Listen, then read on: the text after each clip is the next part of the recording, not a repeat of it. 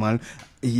opération ngir faagaagal nit ñi nga xamante ni ñooy def naka su dul noonu foofa ca diwaan ga ci loolu sax xam na ay base rebelle yoo xamante ni daal nañ koy faagaagal ña fa nekkoon daal di daw bàyyi fa seen i ngànnaay seen i bagage naka noonu tam tool mu yàmba yoo xamante ni moom lañ fa doon bay leeral ak Lamine Ba. semaine donc la opération yi def base bii di Badiong daanu base la bi nga xam ne nag amoon na doole loolu te bande armée yi fa lañ doon jiite li nga xam ne nag moo di seeni opération lieutenant colonel Mathieu Diogay Sène moom mooy commandant groupement tactique interarmée bi jël base bu Badiong. jël Badiong jafewuloon pour ñun amoon na quelques résistances mais comme ni ngeen ko mën a xoolee donc récupéré nañ base bi récupéré nañ fii ay armes ay njumtuwaay yi nga xamante ni mooy li jóge ci canon yu mag yi ba ci canon yu ndaw yi récupéré nañ fii aussi ay seen jumtuwaay yi ñu doon utiliser pour déplacé wu. Sambabo yi nag activités yi nga xam ne ñoo ngi ko fa doon amal bokk na ci li di mbéyum yamba. fii moom daanaka mun naa wax ne li fi gën a bari ci seen activité moo nekkoon béy yamba. soo xoolee am na fukki tool yu ñu lim fii yoo xam ne vraiment am na yu xam ne yegg na ay hectares. fu ko soriwul dara fi nga xam ne nag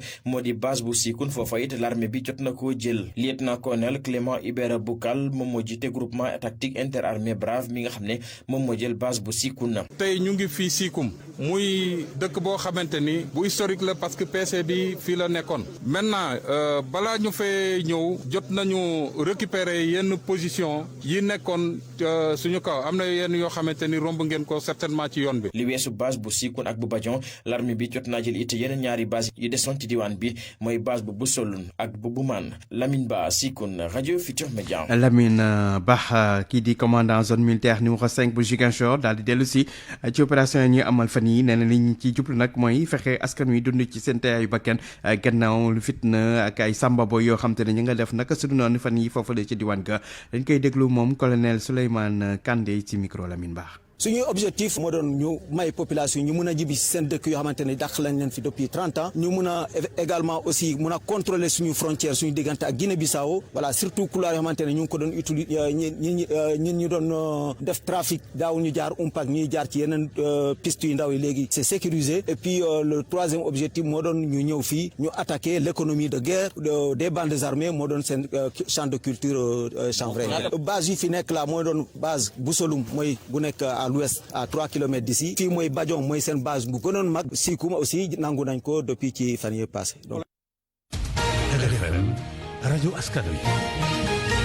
wéy ci xibaar yi gannaaw bi teex tegale juróomi minutes dañuy wax nag ci mbirum Ousmane Sonko moom njiitu parti bi di Pastef ñu koy benn xale bu jigéen ji ko jinne daf ko siif waral sax mu daal di porter plainte ba ñu ubbi ci enquête assemblée nationale nag ministre de la justice yegg neen kayit ngir sàkku ñu daal di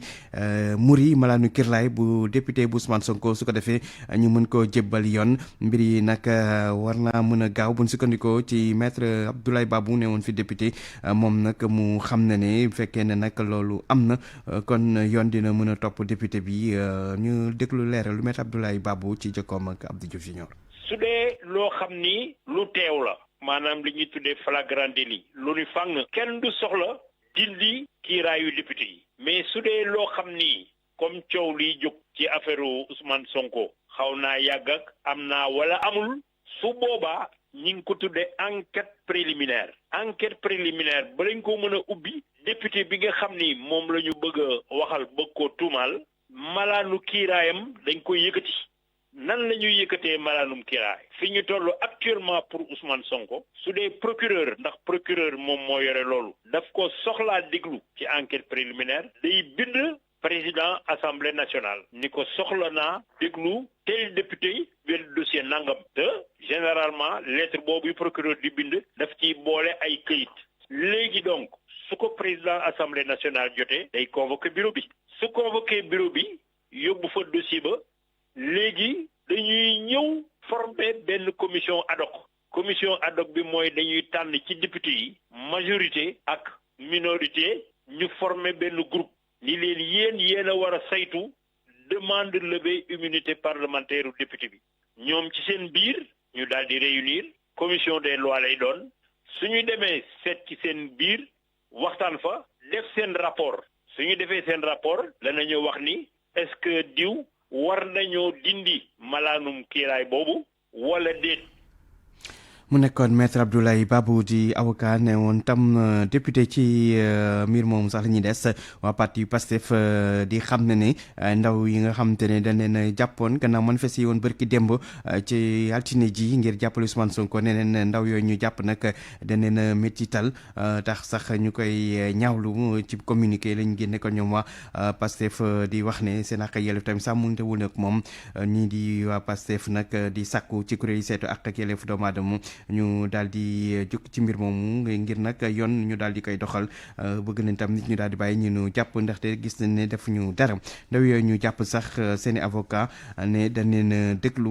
enquête leen te teewuñu di loo xam te ne ko yoon mayu ko ndax nit ki buñ koy enquête avocat am dafa war a teew loolu ndax du neenal li nga xam te ne mooy procédure bi maanaam neenal lépp lu soxal mbir mi enquête bi ay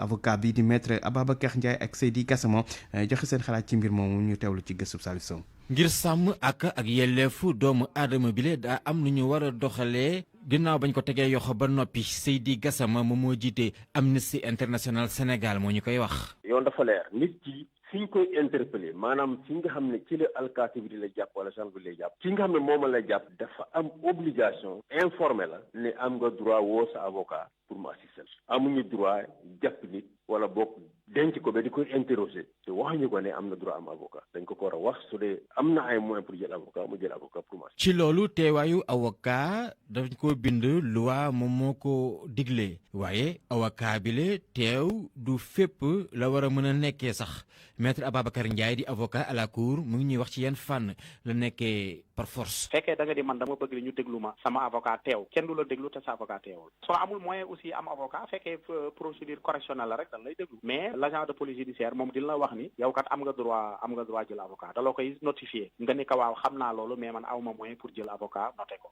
essayer comprendre mais fekkee dañu dem nag en matière criminelle loolu moom beneen procédure parce que soo ñëwee par exemple si juge d'instruction bi mënu la inculper te amoo avocat. bu ñu sukkandikoo ci kàddu weneen avocat di Bassirou Baldé moom mooy layool soxna si moom salon de massage bi di Sweet Beauty di fa coow la dooree fa nga xamante ni xale bu jigéen bay maasaate nee na Ousmane Sonko foofu la ko sàkkoo ci lu ko neexut benn yoon moom mi léegi mu ñuy xamal ne clientam ci ñeenteelu enquête bi ak gendarmerie yi la avocatam teewee moom Khady Ndiaye yeneen ñetti yoon yépp bañ koy déglu ñoom enquête kat yi moom avocat bi nekk fa woon ndax soxna si moo taamu lu ni mel wala xamutoon li wér mooy ne képp koo xamante ni jàpp nañ la di la enquête ñi lay enquête war nañ la xamal ne sa avocat daa war a teew te it dañ ko war a bind xaatim ko ci PV bi bu fekkente ni la am ak loola waroon na juge bi di ki nga xamante ni moo war a àtte su ko neexee mu daal di ninal lépp daal ne vice de procédure maanaam fañ ko jaaree jaarut yoon Seydi Gassama moom mooy directeur Amnesty International bu Sénégal di yëngu ci wàllum ak yelleefu doomu aadama. su dee yëgal nañu ko ne am na droit am avocat te moom jëlul avocat boobaa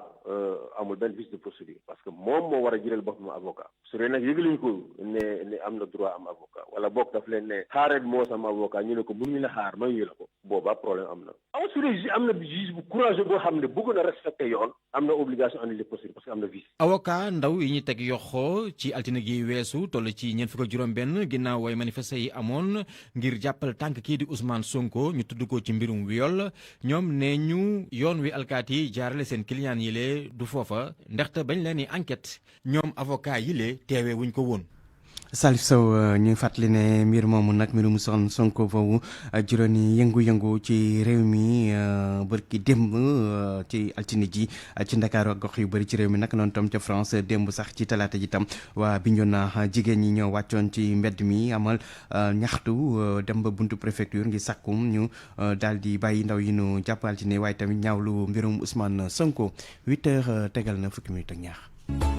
pour man RFM mooy rajo di gaaw ci xibaar yu wóor. RFM xibaar yu wóor te wóor. dañuy dem ba Niodior di dëkk bu nekk ci di Saloum ca diwaanu Fatick foofu nag askan wa nee nañ jafe-jafe yu bëri la ñuy dund rawatina nag lu jëm ci wàllum dem ak dikk waaye tamit wàllum jumtuwaay ay jamono ji li ñu gën a soxal mooy daal seen dëkk boobu nga xam te ne ab village la ñu daal di ko def commune ndaxte nee na am na dayo bi di dëkk boobu di Niodior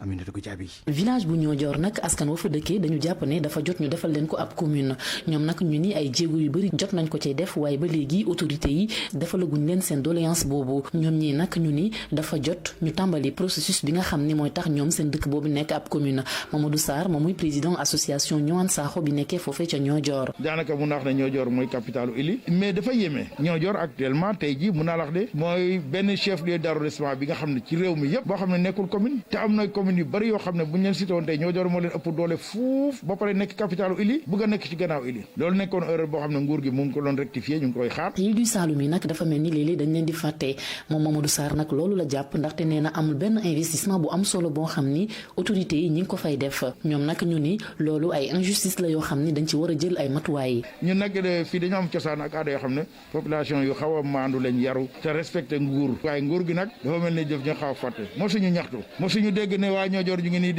di marché loolu ci gën a yéeme. boo demee ca Niodior nag muy école muy bërëbu fajukaay ak yeneen i xeetu infrastructure ñoom nee ñu lu ci ëpp askan wi ñooy cotiser seen bopp ngir tabax ko. lu ci bari laa la wax mun naa wax ne à 80% population yi ñoo koy defar seen bopp da ko dalee ca école ba ca lycée ba léegi amul infrastructure boo xalaat waaye nag wax dëgg yàlla nguur gi dafa mel ni dañoo fàtte population yi ñooy defaral seen bopp centre de santé bi li ngay gis nii lii nii ba may nekk école primaire en 1900 xaw wala lañ ko fi tabax boobu ba léegi amul dara fi nguur gi andiwaat. association Ñowan Sakho nag ñoom dañu ñëwoon ci Niodior ga nga xam ni fa la ñu fekk baax ngir équiper maternité bi nekkee ci centre de santé bu Niodior nga xam ni bu yàggul dara ay nit ñu nekk bitim réew te fekk baax ci Niodior ñoom ñoo ko fa tabax Aminata Goudiaby Fatick RFM. Aminata Goudiaby dem ba Mbacké wax ci coow lu fa am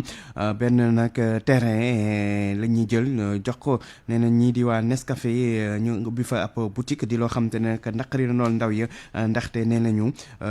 terrain boobu moom rek la ñu am fu ñuy footballé ñoom ndaw yu ginnaaw raay tax sax ñu ne loolu duñ ko seetaan benn yoon leer rek Maxema Diop. terrain bi am solo lool ci ndaw yi nga xam ne ñooy yeewoo ci quartier bi di ginnaaw raay mu féete ci xàll wi nga xam ne moo jëm Touba ak it fii di tali Iba Gueye nekk ci rond-point Shell bi ëpp na ñu koy joxe ndaw yooyu jàpp ni foofee dañ fay def seen ay activité kon duñu nangu benn tabax di fa tege Abdou Diouf Ndion di représentant collectif bu ndaw yu ginnaaw raay. dañoo xëy suba teel gis ne gars yi di tabax fii te construction bi ñuy def fii tey dafa doon loo xam ne ni insécurité la xale yi traversé ci kaw tali bi loolu mën na leen indil danger yàgg nañ ci fekkee ay choc yoo xam ne tey Jakarta day génn fële gisul oto bi ñëw ñu daje wala espace bii tey moo fi des boo xam ne espace bu ñu mën a jël tey ñun di fi def suñu activité conférence la wala affaire artistique fi lañ koy defee rencontré nañ maire bi démb mais ñun waa quartier bi ànd nañ ne d'accorduñ ci tey d'accorduñ ci ëllëg. xeex bi ñu sumb ñu ne nag duñ ci daw dara di sàqu ci maire bu Mbacké mu teggi tànkam. duñ mës a dellu ginnaaw duñ arrière dañ kanam liñ jëm mais duñ dellu ginnaaw ci li ñu wax duñu nangu kenn di fi tabax waxuma la kenn jàmbur ak ku dëkk ci koñ bi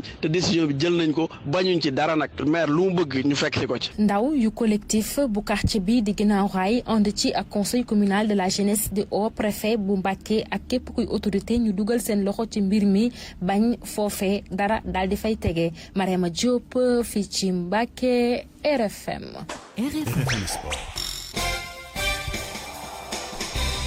yegsi ci xibaaru tàggat yaram ànd ceeg Cheikh Tidiane Diagne sëñ Cheikh ñu ngi lay nuyu. maa ngi lay fay Alaaji Njogu Diène. looy tàmbale daal wàllu football lañ koy daal di door rek tournoi UFOA A ñu jagleel ko moins de 17 ans yi maanaam di équipe nationale cadette yi ñi koy amal nag ci stade Lat Dior bu Thiès Sénégal mi ko organisé daal dina qualifié demi-finale la ko waral nag moo di démb daal na amaat geneen ndam ci gi lay jogante digganteem ak Mauritanie ñeenti bal ci dara la ko Sénégal daal di daan loolu nag ma ngi amee woon ci teewaayu Cheikh Anta Diop. Ibou Sané bi ñu footballee juróom-ñetti simili la dugal bit bu njëkk ginnaaw ab coup franc bu Ousmane Diop dóor góolu Mauritanie bi yàbbi ko si la ko Ibou Sané jël dugal ko muy premier but.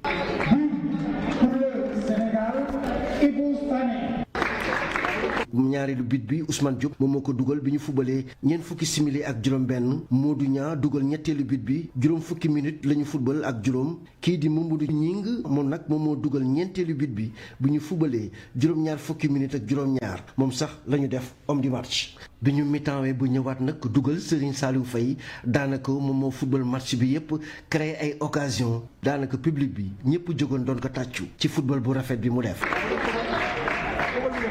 Malick Daaf di entraîneur équipe nationale cadette bu Sénégal. peut-être sax mun naa ne match bi lu ko gën a rendre facile mooy première mi-temps bi nga xam ne xale yi def nañ ko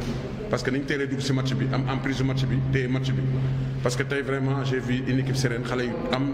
sérénité am confiance téye bal bi joué et je pense que boo xoolee ci ensemble première période bi techniquement tactiquement je pense que on a dañu maîtriser match bi donc le score bi à la mi-temps c'est logique quoi moi je pense bon aussi bi ñu demee deuxième mi-temps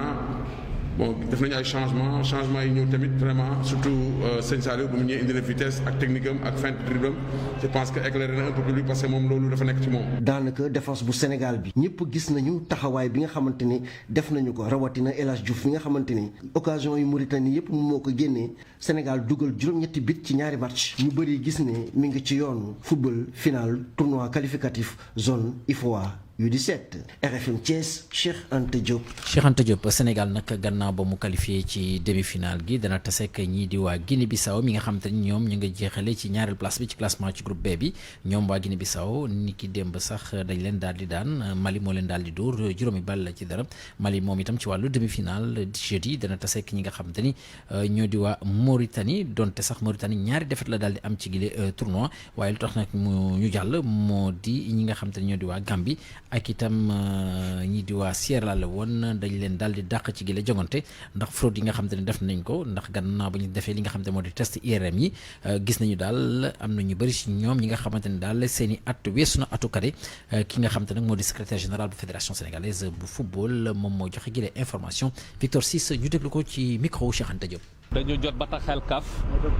bataaxel boo xam ne dafa ne Gambie ak Sierra Leone dañu disqualifié parce que seen équipe dafa am ay joueurs yoo xam ne maanaam seen at weesu na 17 ans donc te loolu bu amee ñun dañu war a toog réunir commission d'organisation seet ak waa CAF naka la ñuy def ñu notifier équipe yi yëpp décision boobu wax leen seen match yi ngeen joué annulé nañ ko. moo tax aussi match tey yi ak match jeudi yi ñooy déterminer ñan ñoo war a jouer final maanaam match tey jii Sénégal gagné na mooy nekk premier poulam Mauritanie nekk deuxième beneen match bi aussi même ordre bi la donc après ñu croiser ko pour demi-finale ak finale. lu ñu mën a jëlee ci décision boobu aussi mooy carton jaune yi ñu amoon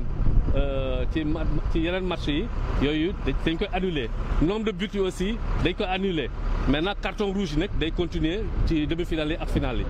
tey mooy ne Sénégal 0 la am Mauritanie 0 la am voilà léegi ñu croiser ko demi-finale yi. commission discipline CAF mooy décider loolu xam nga ñoom ñoo ñu notifier disqualification bi ñoom aussi ñoo tirer conséquence ci disqualification ñaari équipe yooyu. voilà ñaari équipe yooyu ñu jot a disqualifié moo di Gambie ak Sierra Leone ndax dañoo gis ni daal dañoo daal di rax seen i équipe ay paakade ni ñu ko daan waxee waaw ay paakade dañoo fraude dugal ay paakade ay morom Ablaye Diop mu ñu dugal ci équipe bi ñu daal di kon wax ci demi-finale bi jàppale nag ni ki jeudi maanaam ëllëg Mali dana tase ak Mauritanie ci bu 14h jotee 17h30 diggante Sénégal lay daal di doon ak Guinée-Bissau ñaari équipe nag yu qualifié ci finale lay gile tournoi bu UFOA zone A danañu daal di teewee Coupe d'Afrique des Nations bu ñu jagleel U17 yi ca Maroc ci weeru mars bi ñu dëgmal ñu daal di waxtaanee wàllu football ca biti réew ak li di Coupe de France 32e de finale Sénégalais yi ci daal di ràññeeku moo di Boulaye Dia moom mi nga xamante ne mu ngi nekk ci stade bu Reims jot naa dugal démb ñaari but waaye teewul équipe am daa mujj ñàkk 4-3 ci diggante mag ñi di waa Valenciennes Moustapha Nam moom itam jot a dugal pour Paris FC ñoom dañ leen daal di mujj daan itam ñaari bal ci benn seen digg ak ñi di waa Lorient Lyon moom dafa daal di tër yu métti sax nga xam te ñoo di waa Ajaccio juróomi bal ci benn la ci des nag ci wàllu jongante danañ ko daal di yeggale ni ki tey jii diggante Auxerre ak ñi di waa Olympique bu Marseille ci équipe Olympique bu Marseille bi kii di Cheikh Bamba Dieng nekkoon fii nii ci jàmbaar bokk na ci effectif yi nga xam te ñoom lañu ko daal di convoqué ngir ñu daal di teewee ci gile jongante ni ki tey ji seen digg ak ñi di waa AJ Auxerre Alaaji jaajëf sëñ Cheikh. RFM rajo askan wi. xibaaru aada ak cosaan chronique culture bi ana xocha lañ ci àndal. maa ngi leen di nuyu mbokk yi yóbbu cinéma fépp ci gox-goxaat yi fii ci Sénégal mu di ab projet boo xamante ne FOPICA moo koy financé ñu ngi woon ci fan yile weesu ci diwaanu Tambacounda mu doon fukkeeli diwaan ci Sénégal bi nga xamante ne mu njëriñoo ci session de formation yi nga xamante ne ndaw yi yëngu ci wàllu cinéma ak audiovisuel lañ ko jégleel diirug fukki fan kon ñu daal di leen tàggat ci lu jëm ci wàllu écriture de scénario Assane Diagne di cinéaste nekk itam jiital réseau des scénaristes sénégalais di ñu leeral. ku wax bind scénario mooy fondation wu film. ñun nañu ñëw fi jàngale waa Tamba yi naka la ñuy bindee scénario cinéma ak scénario série télévisuelle parce que ñaar yi du benn jigéen yi yu bare yi seetaan série télévisuelle yi nañuy seetaan ba si yàgg ñu ne affaire bi de commencement bi neexoon na wala amoon na yoon wala am na fu mu jëmoon mais fi mu nekk nii kenn xamatul dafa jékki-jékki rek daanu donc loolu moo tax léegi nag ñu bare ñu ngi def ay séries télévisuelles yooyu mais en réalité jànguñu naka lañ koy defaree jëmbat nañ fi loo xam ne daal ñoom bu ñu liggéeyee war nañu mën a dem. dafa fekk nag Tambacounda bokk na ci diwaan yi nga xamante ne cinéma fa la gën a tumuraanke ci biir réew mi kon session de formation bi lu am solo ci ndaw yooyulee fukk ak ñeent la ñu woon bokk na ci ñoom kii di Sophie Kane nekk actrice culturelle. amal nañu njëriñ gaa parce que ñu si bëri amoon nañu ay idée pour def scénario mais xëy na yoon bi ñuy jaar lañu xamutoon ak pàcc yi ak def différence di ci cinéma ak série télévisuelle formateurs yi seen xam-xam màcc na ci wàllu boobu tax na ñu ci bëri canaliser waat seeni idée ñi amoon nañu jotoon na commencé bind sax mais biñ leen tegaatee ci yoon demaat nañ pour bindaat waaw cinéma bi nag xawoon na tumuranke fii ci diwaanu Tambacounda ndax jeunes yi ci bëri am nañu ay idée mais cinéma ci boppam la ñu rayoon fii te jeunes yi nga xamante ne jotoon nañu def fi formation dañoo mujj changer métier di def leneen wala ñu tënk seen bopp wala ñu dem côté Ndakaaru pour mën a gën a fësal ci seen bopp ci wàllu cinéma tey soxlawaat nañu aussi yeneen i formation ngir cinéma bi gën a dox fii au niveau de Tambacounda. di jaajëfal Moussa Omar Gueye mi tataan yile kaddu leneen ci wàllu xibaar soxal bile yoon musée des civilisations noires daal dinañ xoolaat seen horaire de visite yi ndax mbas mi musée bi léegi kon 10 heures ci suba lay daal di tàmbale ay activité am visite guidée yi war a doon diggante 10 heures ak 16 heures ci ngoon li di visite libre yi nag di doon diggante 10 heures ak 17 heures mbokk yi fi la ñu yem ci seen chronique culture di leen jaajëfal ci déglu bi dig daje ëllëg incha allah.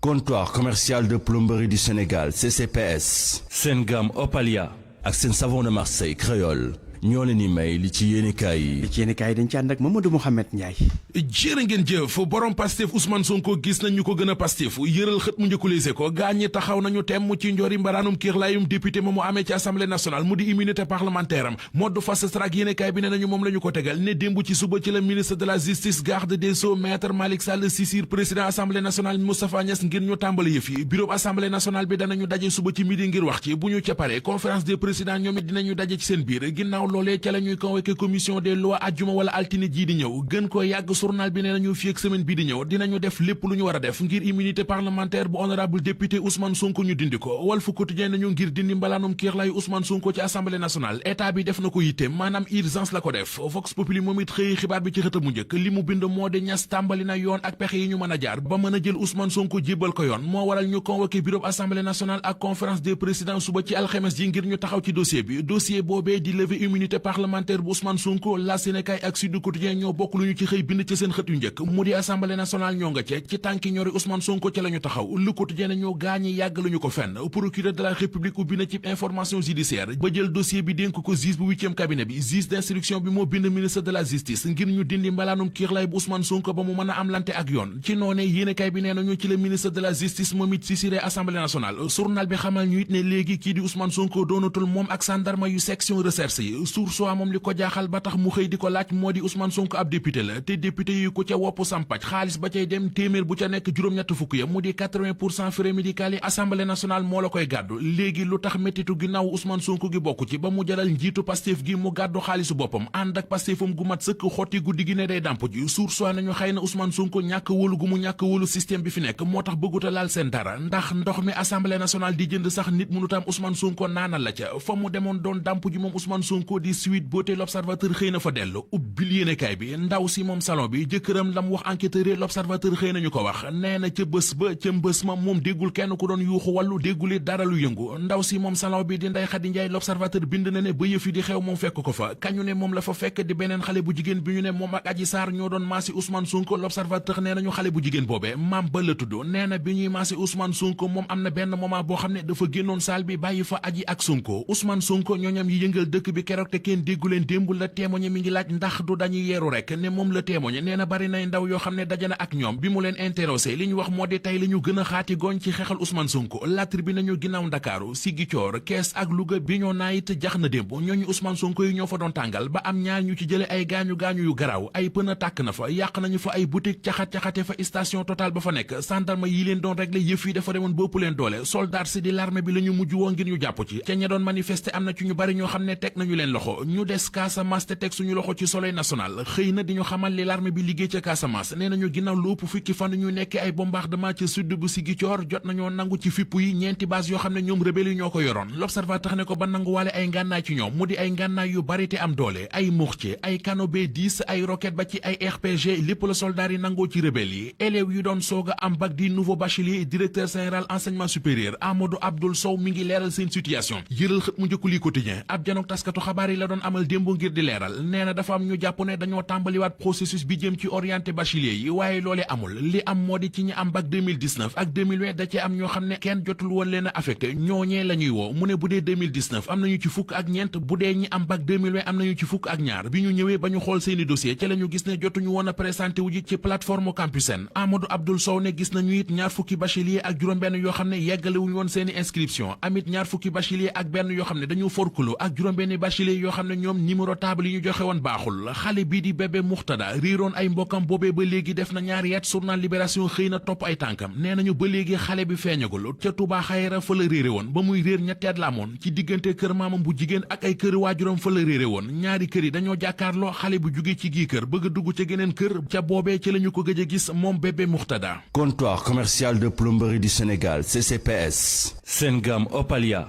ak seen savon de Marseille créole ñoo leen doon may li ci yéenekaay yi. li ci yéenekaay yi Mamadou Mouhamed Ndiaye lañ ci àndaloon ñu koy gërëm mbokk yi foofu la ñuy yem ak yéen ci xibaar yi nestor ñu def partale ci li ci gënoon a fës. mbirum Ousmane Sonko ndaw yi ñu jàpp ci yëngu-yëngu yi woon barki démb ñi ngi ñu tey ba léegi seen avocat xam ne dañ leen enquête te teewuñu te loolu jalgati la mu fekk na ko parti Pastef bu Ousmane Sonko ñaawlu métital guñ ne dañ ko doon métital ndaw yooyu. ca Casamance l'armée bi faagaagal ay base rebelle gannaaw opération yi ñu fa amal fan yi ña fa newoon daw bàyyi fa seen i ngànnaay ak seen i toolu yamba ñoo jox nekk commune loolu nag mooy bëgg-bëggu askanu dëkk boobu nekk ci Île du Saloum ci diwaan Fatick dem dikk bi tam nekk na lool lu jafe foofu ca Niodior mu nekkoon xibaar suba gi ci rajo Futurs Médias El Hadji Ndiogou Diène ne woon ci micro bi ànd ak Abdoulaye Diop ci machine bi ñu koy jaajëfal di jaajëfal tamit Maysa Mbaye mi nekk ci wàllum digital ci kanam tuuti Barthélémy Ngom ngeen di àndal ci seen émission penco jaajëf ñeenu jàmm